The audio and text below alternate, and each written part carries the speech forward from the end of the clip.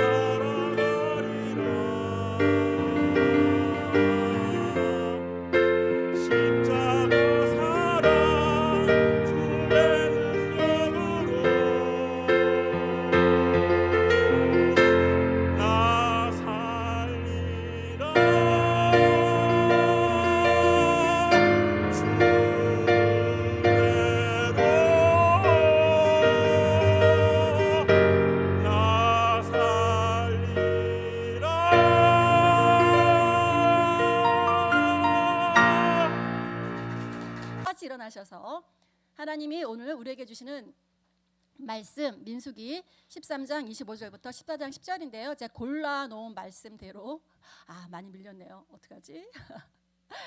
제가 같이 한번 우리 교독을 읽도록 하겠습니다. 그들은 그 땅을 탐지하러 갔다가 40일 만에 돌아왔다. 그들은 곧바로 바람 광야 가데스에 있는 모세와 아론과 이스라엘 자손의 온 회중에게로 갔다. 그들은 모세와 아론과 온 회중에게 보고하면서 그 땅의 과일을 보여 그들은 모세에게 다음과 같이 설명하였다. 우리에게 가라고 하신 그 땅에 우리가 갔었습니다. 그곳은 정말 젖과 꿀이 흐르는 곳입니다. 이것이 바로 그 땅에서 난 과일입니다. 그렇지만 백성은 강하고 성읍들은 견고한 요새처럼 되어 있고 매우 큽니다. 또한 거기에서 우리는 아낙 자손도 보았습니다. 아말렉 사람은 네겝 지방에 살고 있고 헷 사람과 여부스 사람과 아모리 사람은 산악지대에 살고 있습니다. 가나안 사람은 바닷가와 요단 강가에 살고 있습니다. 갈렙이 모세 앞에서 백성을 진정시키면서 격려하였다. 올라갑시다. 올라가서 그 땅을 점령합시다. 우리는 반드시 그 땅을 점령할 수 있습니다. 그러나 그와 함께 올라갔다 온 사람들은 말하였다. 우리는 도저히 그 백성에게로 쳐 올라가지 못합니다. 그 백성은 우리보다 더 강합니다. 그러면서 그 탐지한 땅에 대하여 나쁜 소문을 퍼뜨렸다. 그들은 이스라엘 자손에게 그 땅에 대해 이렇게 말하였다. 우리가 탐지하려고 두루 다녀본 그 땅은 곳에 사는 사람들을 삼키는 땅이다. 넘겨주세요. 네, 제가 읽겠습니다. 그러자 그 땅을 탐지하고 돌아온 이들 가운데서 눈의 아들 여호수아와 여분의 아들 갈렙이 슬픔에 겨워 자신들의 옷을 찢으며 이스라엘 자손 온 회중에게 말하였다. 우리가 탐지하려고 두루 다녀본 그 땅은 매우 좋은 땅입니다. 주님께서 우리를 사랑하신다면 그 땅으로 우리를 인도하실 것입니다. 젖과 꿀이 흐르는 그 땅을 우리에게 주실 것입니다. 다만 여러분은 우리 주님을 거역하지 마십시오. 여러분은 그 땅 백성을 두려워하지 마십시오. 그들은 우리의 밥입니다. 그들의 방어력은 사라졌습니다. 여기까지입니다. 아멘. 우리 앞뒤 좌우로 모두 인사하겠습니다. 하늘 복 많이 받으세요. 땅의 복도 많이 받으시기 바랍니다. 네. 오늘 설교 제목은 불평은 들킨 죄이다. 민수기 13장 14장에 걸쳐서 말씀드리려고 합니다. 자, 지난주에 연초에 하는 다니엘 금식 기도가 끝났습니다. 목사님은요 사도행전 강해를 진행하시기 때문에 저는 일주일이 지났지만 1월을 마무리하면서 다니엘 금식 기도에서 우리가 얻고자 하는 것이 무엇인지 살펴보고 넘어갔으면 좋겠습니다. 저희 교회가 연초마다 다니엘 금식 기도를 하는 것은요, 한 해를 시작하면서 다시 절제의 연습으로 하나님 앞에 지난 1년 동안 흐트러졌던 것들을 되돌아보는데 그 의미가 있다고 할 수 있습니다. 다니엘 금식 기간 중에 보통 2가지 절제를 하는데요. 절제 중에 하나는 제 팔목에 아직도 껴있는 불평, 금지 밴드를 차는 것이고요. 또 다른 하나는 음식이나 내가 하나님보다 앞세우고 있는 것들을 절제하는 시간을 갖고 다시 하나님 우선으로 삶을 정돈하자는 의미가 있다고 생각합니다. 불평 금지 밴드는 불평하는 말을 적게 하자는 것이기도 하지만 더 나아가면 불평의 말 대신에요, 감사의 말로 언어를 연습하자는 것입니다. 마귀들이요 우리들을 참소하고 공격하고 괴롭히는데 많은 영적 지도자들이 강조해서 하는 말, 우리가 이 단 한 가지 말을 하면 마귀가 절대로 우리를 건들 수 없는 유일한 한마디 언어가 있다고 합니다. 그것은 감사의 말. 이렇게 감사의 말을 하는 성도한테는 마귀가 절대로 공격을 할 수 없답니다. 그래서 여러분들 감사하는 것이 얼마나 중요한지 모르겠습니다. 저희랑 친한 가정교회가요 1년에 한두 번 새해에도 하는데 어떤 기도를 하냐면요, 큰 소리 기도해 라는 걸 하는 거예요. 그래서 제가 맨 처음에 그 말을 들었을 때 이 제목도 되게 우습다, 큰 소리 기도회를 하신다는 거예요. 근데 그분들이 저희보다 연배가 작지만 제가 영적으로 존경하는 목회자 부부거든요. 뭐 기도도 많이 하시고 하여튼간 영성이 뛰어나세요. 뭐 영성이 뛰어나는 말이 어떨지 모르지만 어쨌든 제가 저분들 참 닮고 싶다 하시는 분인데 일정하게 큰 소리 기도회를 해가지고 그 기간에는요 목사님 사모님하고 통화하다 보면 네 사모님 목소리가 이렇게 돼요. 그 얼마나 큰 소리로 기도를 했으면 그렇게 되겠어요. 근데 뭐 저 같으면은 목소리가 그렇게 쉴 정도로 하는 게 뭐 이렇게 썩 나이스하지 않을 것 같은데 그 목사님 사모님은 이렇게 일정하게 목소리가 쉬어가면서 큰 소리 기도회를 합니다. 그런데 큰 소리 기도회를 저분들이 왜 할까라고 혼자 생각을 해보니까 큰 소리로 기도하면서 기도에 집중이 되는 거예요. 그리고 기도의 깊은 곳으로 들어가서 하나님께 매달리는 기도로 교회적으로 영적인 분위기가 업되는 것을 알 수 있다고 합니다. 그리고 간증이 어마무시하게 생긴대요. 큰 소리 기도회로 집중해서 온 성도가 하는 그 기간에 아마 다들 이렇게 아마 간절한 기도 제목 한두 가지씩 가지고 기도하는 것 같습니다. 그때 하나님이 엄청난 응답을 주신다고 해요. 그래서 우리 다니엘 기도회 할 때 그분들도 다니엘 기도하면서 큰 소리 기도회를 같이 해서 역시나 목소리가 쉬어가지고 사모님 이렇게 하시는 걸 제가 들을 수 있었어요. 언젠가는 우리 기도도 우리 교회도 새벽기도 이렇게 올 수 있는 환경이 되면 여러분들이 해보고 싶은 기도회입니다. 어떤 분들은 목사님 꼭 큰 소리를 기도해 하나님이 들으시나요? 하나님 기도 좋으신데 우리가 침묵 기도를 우아하게 해도 하나님은 얼마든지 들으실 수 있잖아요 라고 이렇게 뭐 말씀하실 수 있는데 여러분 제가 지금까지 뭐 어렸을 때부터 신앙생활 했으니까요 거의 모태신앙처럼 신앙생활을 해봤는데 제가 느끼기에 침묵 기도는 진짜 영적으로 성숙하신 분들이 훨씬 잘할 수 있는 기도인 것 같아요. 왜 그런 줄 아세요? 여러분 모처럼 오랜만에 교회 기도하러 나왔어요.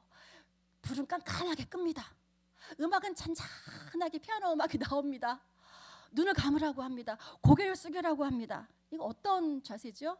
조는 자세입니다. 졸음이 오는 자세예요. 그래서 제가 사실은요 추위에 굉장히 약해요. 그래서 아침에 제가 사실은 이렇게 새벽형 인간이 아니거든요. 평생 새벽형 인간이 아닌데 새벽형 인간처럼 살려고 노력하는 인간인데 제가 26년도에 오면서 하나님 앞에 하나 결정한 게 있어요. 올해는 진짜 하나님이 주신 은사를 하나님 저한테 여러 개 은사를 주셨는데 그 은사를 반드시 발현될 수 있도록 노력해야 되겠다. 몇 번을 말씀하셨어요. 기도해라. 나랑 독도해라. 영적인 깊은 곳으로 오면 내가 네가 기도하는 거대로 다 이루어지겠다. 그럼 우리 공동체가 얼마나 좋겠어요. 기도하는 대로. 그래서 그거를 알고 있는데 제가 참 기도를 이렇게 많이 못하는 사람입니다. 이렇게 뭐 수시로 하지만 제가 기도를 못한다는 것은 하나님과 1대1로 독대하는 그 자리까지 깊게 들어가서 길게 하는 기도를 제가 잘 못해요. 제가 나름 산만합니다, 여러분. 이렇게 막 기도하다가 보면 어떤 게 떠올라요. 그럼 그 사람한테 먼저 톡을 넣는 거예요. 기도하다가 막 떠오르잖아. 그럼 이렇게 또 막 기도하다가 또 떠올라. 그럼 그 사람한테 막 톡을 주니까 나는 핸드폰이 없어야 되겠구나. 사실은 목사님이 호주에서 오시면 좀 기도원을 좀 가야 되겠다는 마음을 주셔서 제가 그래서 하나님 제가 좀 기도해야 되겠는데 저 새벽에 좀 깨워주세요. 잠자기 전에 기도했습니다. 그럼 하나님이 4시 50분에서 5시 사이에 정확히 알람을 맞추지 않아도 제 눈을 띄워주셨어요. 이번 주에. 그러면 제가 믿음을 가지고 벌떡 일어나가지고 그 거실에 나가서 기도해야 되는데 제가 추위에 굉장히 약한 사람이거든요. 벌벌 떠는데 그거를 못 해가지고 그냥 이불 속에서 엎드리는 거예요. 푹 엎드려서 음악 틀어놓고 벽에 머리를 박고 기도해요. 어떻게 될까요? 잡니다. 어느 순간 보면 내가 기도하겠는 줄 알았는데 자고 있더라고요. 그래서 안 되겠다. 이제는 일어나서 나가야 되겠다. 그래서 제가 이렇게 여러분들 그래서 여러분들이 기도할 때 웬만하면요 성령 충만한 기도 음악 그런 거 있잖아요. 유튜브에 그런 거 틀어놓으시고 웬만하면 입으로 소리를 내서 기도하시면 좋을 것 같아요. 유익 중에 하나는 제가 느끼는 건데요. 제가 이렇게 집에서 방언으로 기도해서 제 입 바깥으로 소리가 나가잖아요. 그럼 제가 기도한 그 소리가 저의 영혼 육을 덮습니다. 여러분들 그걸 느껴보셨어요? 이 제가 우물우물하고 침묵 기도했을 때는 내 안에 기도가 머무는데, 제가 큰 소리로 이렇게 하나님 앞에 부르짖어서 기도할 때는 언어가 내 입 바깥에 나가서 그 기도가 다시 내 영혼육에 저를 감싸면서 치유하는 것을 제가 느끼거든요. 그래서 여러분들 그렇게 하시면 좋겠고, 제가 지금 이렇게 언어에 대해서 얘기하고 있는데요. 여러분들, 언어는요, 하나님이 유일하게 인간에게만 주신 겁니다. 여러분들, 아무리 여러분들 키우시는 반려견이 이뻐도 여러분 옆에 와서 오늘 뭐 드셨어요? 이렇게 얘기하진 않잖아요. 말똥말똥한 눈방울로 이렇게 쳐다볼 뿐이지. 그리고 우리가 해석하지요. 얘가 간식 달라고 하는구나. 얘가 배고프구나. 언어는 하나님이 유일하게 인간에게 주신 거예요. 창세기 1장에서 하나님의 말씀으로 세상을 창조하셨는데 그 말을 유일하게 인간에게만 허락하셨습니다. 여러분, 하루에 남자는 7,000 음절을 얘기한대요. 여자는요 2만 개의 단어를 말한답니다. 그래서 무려 3배가 넘는 언어를 우리 여성들이 구사해요. 그래서 여자가 남자한테 이러죠. 말귀를 못 알아먹는 것 같으니라고. 그렇지 않습니까? 저도 그래요. 집에서 제가 열심히 설명했는데 목사님 말귀를 못 알아들어요. 어떨 때는. 그러면 왜 이렇게 말귀를 못 알아듣지? 3배가, 내가 3배에 더 풍부한 언어를 구사할 수 있으니까 이 남자들이 말귀를 못 알아먹는 것처럼 생각되는 건 당연한 것 같아요. 이해해줘야 되겠다는 생각을 이번에 설교 준비하면서 했습니다. 남성들이 7,000개, 우리는 2만 개. 그래서 여러분들 그거 좀 잘 생각하시면 되고요.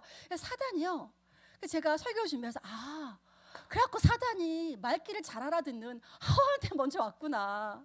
여러 가지 해석도 있지만 우스갯소리로 제가 사단이 여자한테 접근한 이유가 있구나 라는 생각을 제가 하면서 웃으면서 설교를 준비했던 기억이 났습니다. 여러분 이번에 여러분들의 말의 훈련은 어떠셨습니까? 해마다 시작하면서 불평 밴드를 차고 불평의 말을 하지 말자고 하지만 우리가 왜 불평의 말을 하게 될까 생각해 보신 적 있으세요? 저 이번에 생각해 봤어요. 매일 연초가 되면 이거 밴드 차고 여러분 불평의 말 하지 맙시다, 감사의 말을 합시다라고 하는데 제가 이번에 그러면 왜 불평의 말을 하게 되지? 라는 생각을 하게 된 거예요. 그래서 기도하다가 민수기의 말씀을 나눴으면 좋겠다 하고 이렇게 제가 생각하게 됐습니다. 여러분 보시면 제가 국어사전을 찾아보니까 불평은요 마음에 들지 않아 못마땅함을 드러내는 것인데요, 유사한 단어가 있죠. 불만이라는 단어가 있어요. 그래서 여러분 우리가 불만, 불평을 왔다 갔다 사용하잖아요. 근데 불만은 뭐냐면 마음에 흡족하지 않는 이 내부적인 상태인 거예요. 그러니까 내부에 있는 불만이 외부의 불평으로, 그래서 외부로 나온 불평이 이게 결국은 나중에 뭘로 진화가 되는 줄 아세요? 분노, 폭발. 그래서 불만이 생기고 입으로 불평이 나오고 하는 분노까지 가는 게 이게 3단계더라고요. 제가 이번에 공부를 해보니까. 굳이 비유하자면 그 마음속 내부에 있는 이 불만은 마그마예요. 입 밖으로 난 불평은 용암이에요. 여러분. 그래서 내가 갖고 있는 마그마의 온도가 얼마나 뜨거운지에 따라서 불평의 온도가 좌우되겠죠. 마그마는 지하에 있는 덩어리, 그것이 바깥 지표로 분출 완료된 것이 용암이잖아요. 그러니까 내 마음속에 부글부글 마그마인 불만이 끓다가 입 밖으로 표출되어 나온 것이 불평이라고 생각하면 좋을 것 같습니다. 그래서 불평은 아무 생각 없이 튀어나오는 것이 아니구나라는 것을 알게 되었습니다. 평상시에 머릿속이나 마음속에 왜 그러지? 저거 왜 그래? 저 사람 왜 저런 말을 하지? 그것을 내 속에 이렇게 생각을 계속 한 거예요. 불만을. 그러다가 어느 순간 불평의 말로 툭, 자기 왜 그래? 너 왜 그러니? 하고 입 바깥으로 나온 게 불평이다, 이런 말이죠. 오늘 본문이 속해 있는 민수기 14장은요 13장에 이어서 가나안 땅 탐지의 결과 나타났던 여러 가지 후속 반응이 나오는 것을 봅니다. 그런데 여러분 혹시 이 사실을 알고 계세요? 모세오경을 보면요, 하나님이 사람을 뽑으실 때는 모세오경에서 직접 하나님이 지파를 지명하시고 사람의 이름까지 지명하셨어요. 그런데 가나안 땅 정탐꾼을 뽑을 때만 하나님이 아닌 모세가 사람들을 지명한 것을 알 수 있습니다. 생각해 본 적 있어요? 그거 왜 그랬을까요? 성경에 나와 있지 않지만 제가 뭐 주석이라든지 성경의 흐름을 봤을 때 하나님은 처음부터 가나안 땅을 점령하고 용감하게 나가기를 원하셨지 정탐을 원하시지 않으셨습니다. 그거는 의심 있는 사람들이 하는 행동이잖아요. 정탐을 왜 합니까? 하나님이 정복하고 가라고 하셨는데 용감히 가면 됐는데 백성들이 모세한테 쫄은 거지요. 정탐하고 싶다고 쫄은 겁니다. 그래서 하나님이 마지못해서 허락하셨어요. 그래서 굳이 하나님이 너 가 할 필요 없이 모세가 12명을 뽑아서 간 거죠. 하나님은 가나안 땅을 이미 허락하셨기 때문에 순종으로 믿음으로 나가야 되는데 그렇지 않았는데 이 백성들이 왜 정탐꾼을 보냈을까요? 이 민수기를 쭉 읽다 보면 왜 백성들이 정탐꾼을 원했는지 제가 서두에서 얘기한 이 내부 백성들의 안쪽에 이미 오랫동안 불만들이 쌓여 있었기 때문입니다. 자, 14장 1, 2절 보면 알 수 있는데요. 우리 같이 한번 읽어볼까요? 시작. 온 회중이 소리 높여 아우성쳤다. 백성이 밤새도록 통곡하였다. 온 이스라엘 자손이 모세와 아론을 원망하였다. 온 회중이 그들에게 말하였다. 우리가 이집트 땅에서 죽었더라면 더 좋았을 것이다. 아니면 차라리 우리가 이 광야에서라도 죽었더라면 더 좋았을 것이다. 백성들은 이미 가나 출애굽을 한 순간부터 불만이 내부 속에 있었어요. 홍해 앞에서 그 기적을 본 백성들임에도 불구하고 그들은 계속 하나님이 왜 우리를 굳이 가나안 땅에서 좋은 음식도 먹었는데 왜 굳이 우리를 이렇게 계속 불만이 속에 있었던 겁니다. 여러분 근데 불만이 이것만 있는 줄 아세요? 민수기 11장 18절부터 23절 계속 불만을 지금 읽어보고 있는 거예요. 교독으로 한번 해보려고 했는데 밀렸으니까 제가 읽어보겠습니다. 보세요. 눈으로 따라오시기 바랍니다. 너는 또 백성에게 이렇게 말하여라. 내일을 맞이하여야 하니 너희는 스스로를 거룩하게 하여라. 너희가 고기를 먹게 될 것이다. 누가 우리에게 고기를 먹이려나. 이집트에서는 우리가 참 좋았었는데 하고 울며 한 말이 나 주에게 들렸다. 이제 나 주가 너에게 고기를 줄 터이니 너희가 먹게 될 것이다. 하루만 먹고 그치지는 아니할 것이다. 이틀만도 아니고 닷새만도 아니고 열흘만도 아니고 20날 동안만도 아니다. 한 달 내내 냄새가 맡아도 먹기 싫을 때까지 줄곧 그것을 먹게 될 것이다. 너희가 너희 가운데 있는 나 주를 거절하고 내 앞에서 울면서 우리가 왜 이집트를 떠났던가 하고 후회했기 때문이다.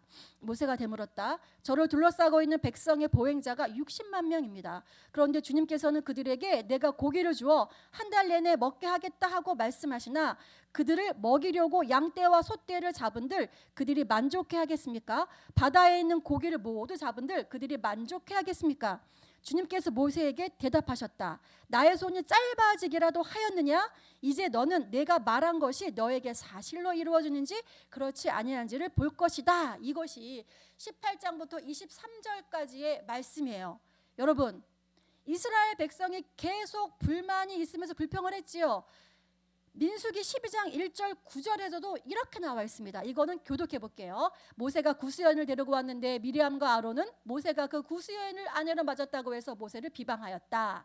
주님께서 모세와만 말씀하셨느냐? 우리와도 말씀하시지 않았느냐? 그들이 이렇게 말하는 것을 주님께서 들으셨다. 모세로 말하자면 땅 위에 사는 모든 사람 가운데서 가장 겸손한 사람이다. 주님께서는 모세와 아론과 미리암을 당장 너희 셋은 회막으로 나오노라. 세 사람이 그리로 나갔다. 주님께서 구름 기둥 가운데로 내려오시어 장막 어귀에 서시고 아론과 미리암을 부르셨다. 그 두 사람이 나가 서자 말씀하셨다. 너희는 나의 말을 들어라. 너희 가운데 예언자가 있으면 나 주가 환상으로 그에게 알리고 그에게 꿈으로 말해줄 것이다. 나의 종 모세는 다르다. 그는 나의 온 집을 충성스럽게 맡고 있다. 얼굴을 마주 바라보고 말한다. 명백하게 말하고 모호하게 말하지 않는다. 그는 나 주의 모습까지 볼 수 있다. 그런데 너희는 어찌하여 두려움도 없이 나의 종 모세를 비방하느냐.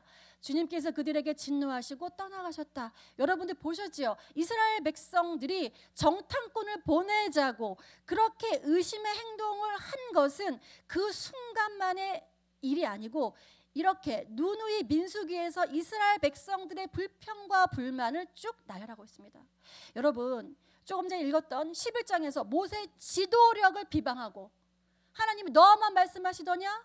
12장에서 모세의 권위를 비판하던 이스라엘은 마침내 하나님의 지도력에 맞서는 대폭동을 오늘 본문에서 일으키고야 맙니다. 돌아갑시다. 새로운 지도자를 뽑아서 우리 가나안으로 돌아갑시다 하고 온 백성이, 갈렙과 여호수아를 제외한 온 백성이 그런 겁니다. 결국 이 돌아가자는 폭동과 같은 장면을 만들어낸 이 백성들은요, 아까 제가 얘기한 것처럼 갑자기 생긴 것이 아니거든요. 우리의 내면에서 아주 조금씩 야금야금 그 세력을 키우고 있습니다. 여러분들이 아주 예민하게 하루 매일을 살 때 아침, 점심, 저녁에 내 내면에서 계속 일어나는 이 불만을 잘 캐치하셔야 됩니다. 살짝 기분이 나빠. 오늘은 뭔가 이상해.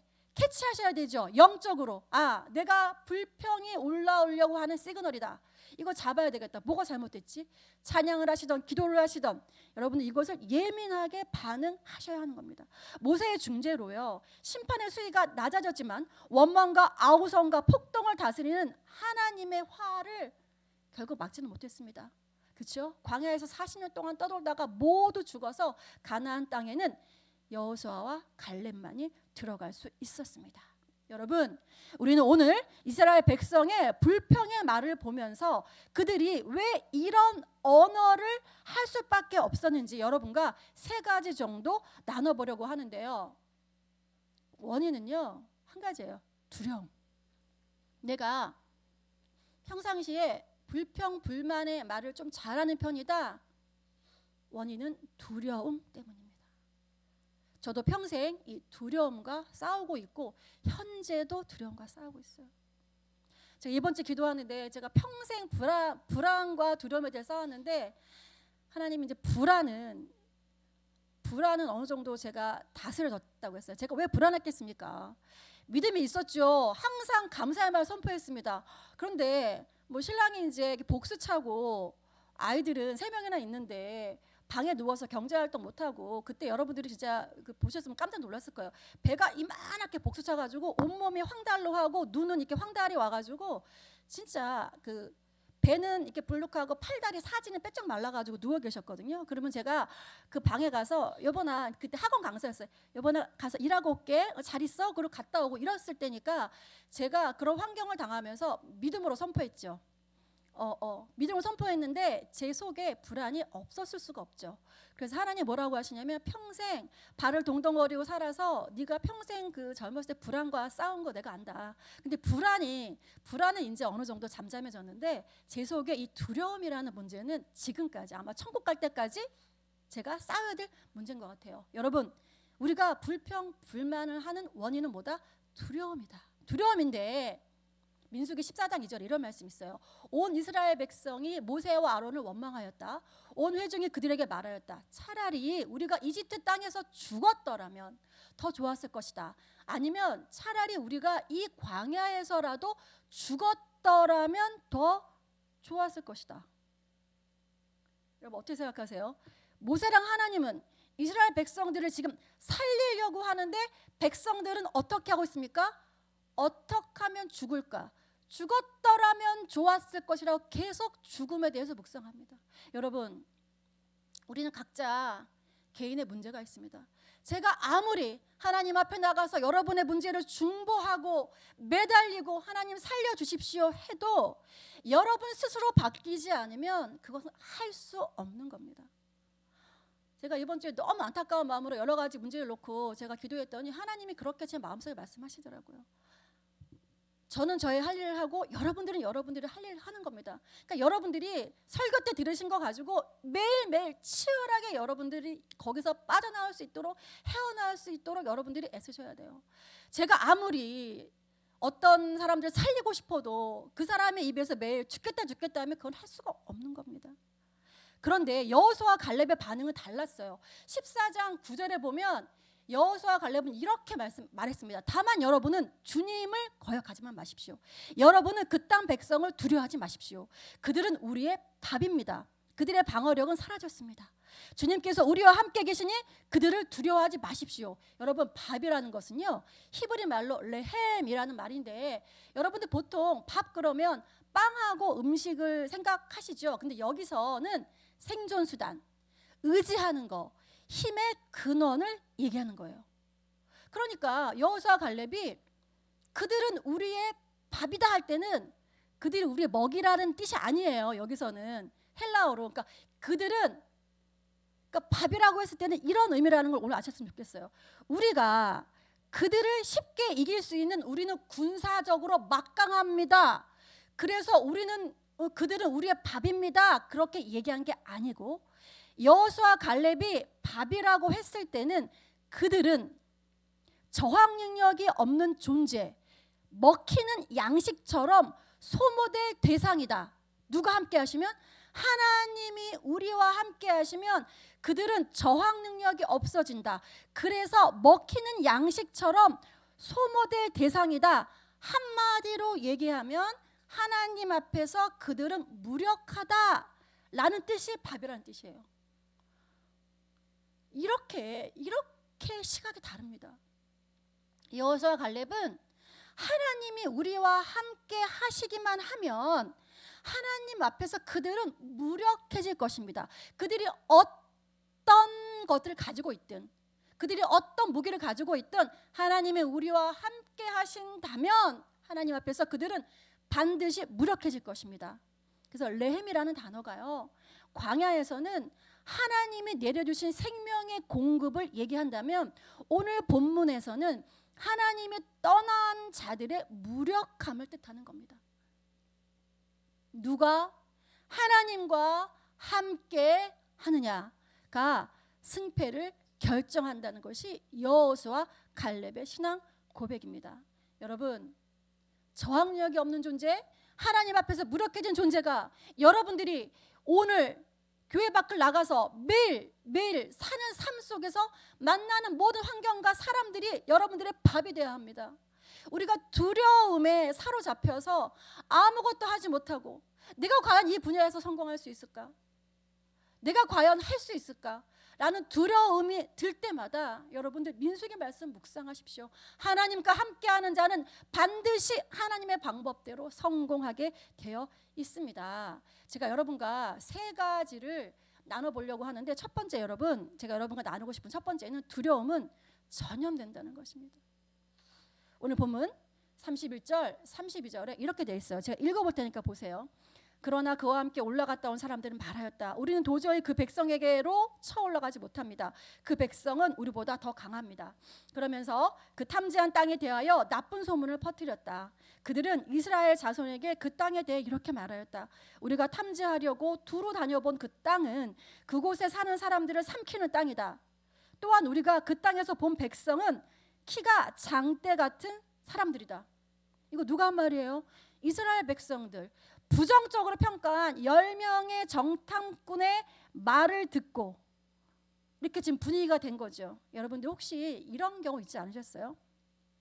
뭐 SNS에서는 무수히 많은, 우리가 막 어떤 연예인들을 막 마녀 사냥을 했다가 나중에 아닌가 보다 이런 경우 있는 것처럼, 여러분들 혹시 나랑 친한 친구가요, 나한테 어떤 다른 애에 대해서 지속적으로 부정적으로 얘기해 주는 거예요.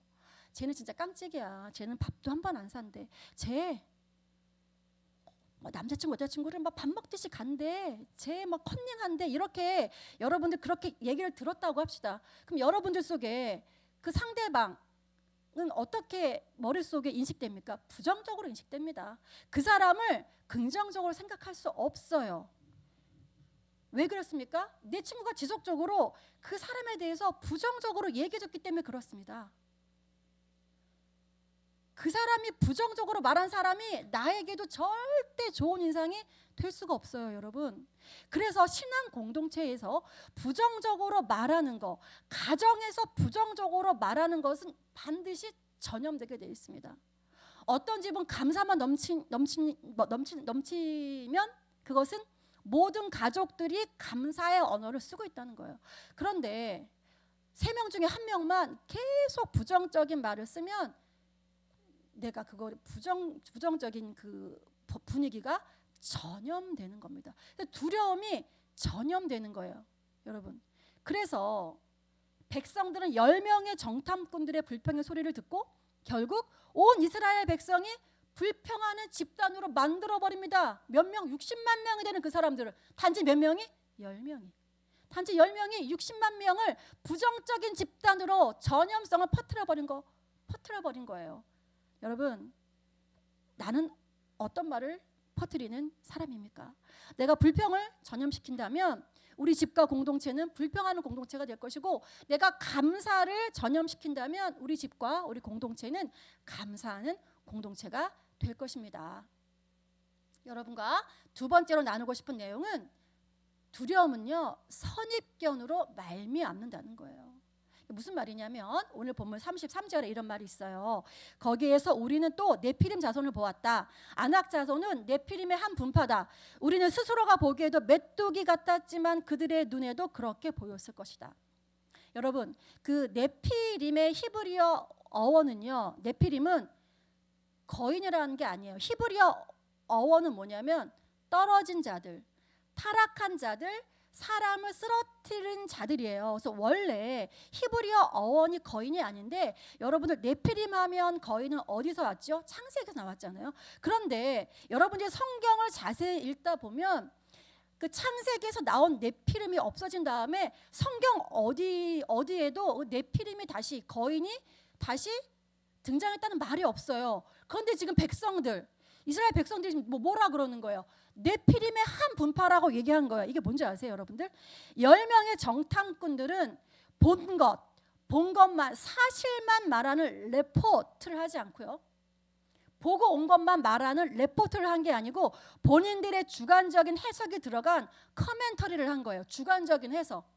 그 사람들이 자기네들이 봤을 때 거인 같은 거야. 거인이 아니고. 그러니까 와서 네피림이라고 한 거라니까요. 홍수 이후에 성경 어디에도 네피림이 존재했다는 이야기가 없는데, 정탐꾼들은 가나안 사람들을 주관적으로 그렇게 자기 해석으로 한 겁니다. 그리고 어떻게 했어요? 우리는 메뚜기 같았다. 아니, 아무리 옛날 이스라엘 백성들이지만 설마 메뚜기였겠어요? 사람이었지. 얼마나 자기 비하와 패배 의식이 투영된 언어입니까? 정탐꾼 10명의 믿음이 없는 눈에는 가나안 땅의 사람이 괴물로, 거인으로 보이고, 여호수아 갈렙의 믿음의 눈에는 괴물이 바보로 보인 겁니다. 여러분, 지금 우리가 어느 것에서 두려움을 느끼고 계십니까? 김미경 유튜버 채널에서 AI 시대 노멀 휴먼으로 살아갈 것인가, 플러스 휴먼으로 살아갈 것인가를 매일을 알려주면 자료를 준다고 하길래 제가 메일을 줬어요. 그랬더니 자료가 왔더라고요. 그래서 그 서론 잠깐만 읽어볼게요. 우리가 두려움에 대해 생각할 때 요즘 AI에 대한 이야기를 나누다 보면 많은 분들이 내 직업이 사라지는 건 아닐까 하는 두려움을 이야기합니다. 하지만 AI는 단순히 우리의 일을 덜어주는 기술이 아니라 우리의 삶과 문명 전체를 뒤바꿀 새로운 문명으로 이해해야 합니다. 마치 150년 전에 전기가 밤을 낮으로 만들고 산업혁명을 이끌었듯이 AI는 이제 우리의 지능을 확장하는 새로운 문을 열고 있습니다. 우리는 지금 인간지능과 인공지능이 합쳐진 총합지능의 시대를 살고 있습니다.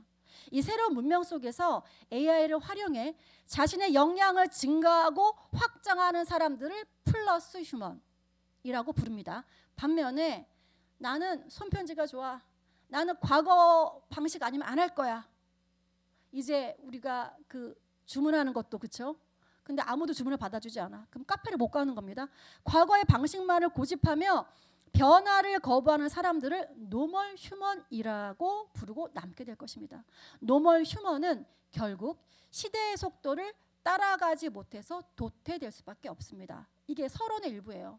여러분, 전 잘 모르겠어요. 잘 모르겠는데 제가 말하고 싶은 건 뭐냐면, 우리에게 두려움의 실체들이 있는데 그 많은 두려움이 나의 앞날에 대한 두려움, 이 환경, 지금 세계가 어떻게 변하고 있는지에 대한 두려움이 많은 부분을 차지한다는 거예요. 우리 신앙인들도.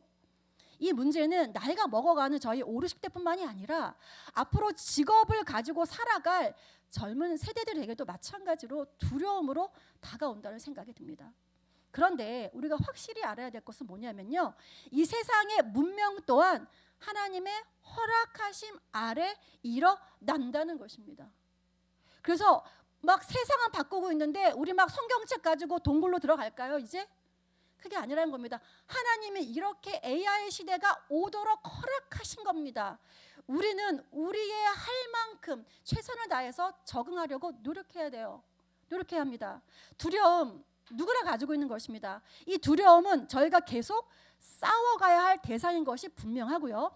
그런데 이 두려움을 극복하기 위해서 싸우지 않는 사람은 결국 두려움 안에 갇혀서 선입견 안에서 갇힌 채 힘없이 살다가 굉장히 자기 비와 자기 패배의식으로 살다가 인생을 보내게 될 것입니다. 여러분, 제가 여러분하고 세 번째 나누고 싶은 오늘 마지막 말씀은 뭐냐면, 이 두려움이라는 것은요, 결국은요 하나님의 은혜에 대해서 악평하게 만듭니다.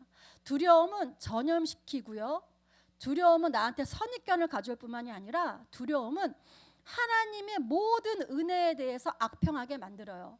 민수기 오늘 본문 3절 4절에 이렇게 있습니다. 제가 읽어볼게요. 그런데 주님은 왜 우리를 이 땅으로 끌고 와서 칼에 맞아 죽게 하는가? 왜 우리의 아내들과 자식들을 사로잡히게 하는가? 차라리 이집트로 돌아가는 것이 좋겠다. 그들은 또 서로 말하였다. 우두머리를 세우자. 그리고 이집트로 돌아가자. 여러분, 오늘 감사의 언어가 아니고요, 불평의 언어를 하게 되는 근원을 살펴보고 있습니다. 그것이 두려움으로 인한 것이고, 전염력이 있는 그 두려움은 결국 밖으로 나오는 불평 언어의 원인도 되고요, 그 두려움은 결국 마지막으로 하나님의 은혜를 망각하게 만듭니다. 왜냐하면 하나님의 은혜를 아는 자는 감사의 언어를 하게 되어 있습니다. 계속 부정적으로 말하는 사람 옆에는 결국 아무도 남지 않게 될 것입니다. 심지어 내 자식이라도. 엄마 아빠가 계속 부정적인 말을 해보세요. 어느 자식이 그 부모님 옆에 자주 오고 싶겠습니까?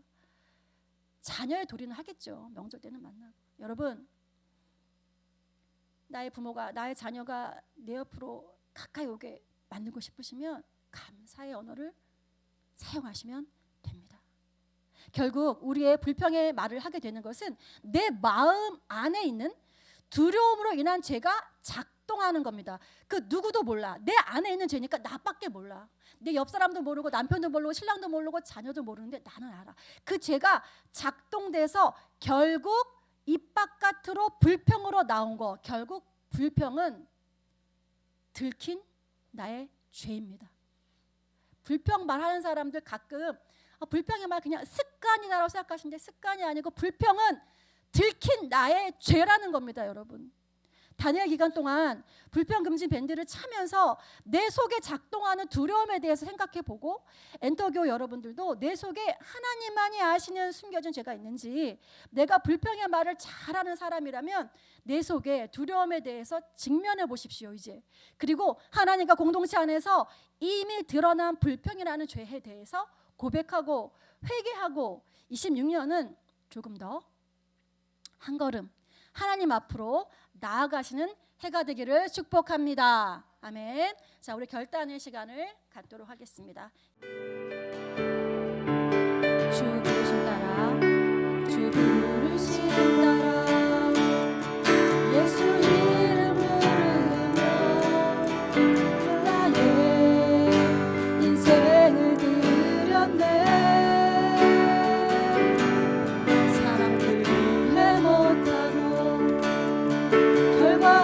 어떠하든지 주만 따라가기 원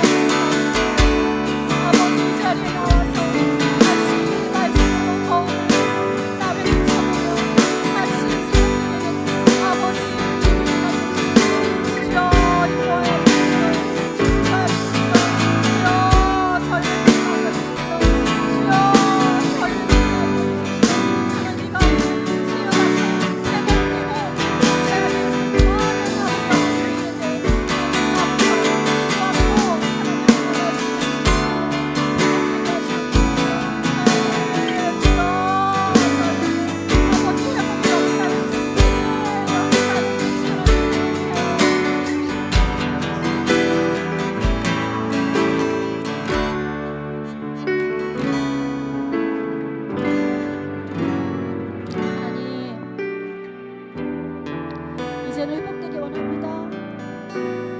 이제는 치유받기 원합니다.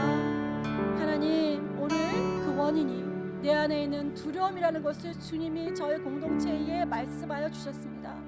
하나님, 이제는 이 두려움의 실체를 직면하고 이 두려움을 해결하고자 주의 말씀으로 나의 영혼을 비치며 날마다 감사의 언어로 주님 앞에 나가서 고백하는, 그래서 하나님의 은혜를 잊어버렸던 것들을 모든 내 삶의 구석구석 부분을 하나까지도 하나님의 은혜를 끄집어내는 우리 엔터교회의 삶들이 될 수 있도록 주님 역사하여 주시옵소서.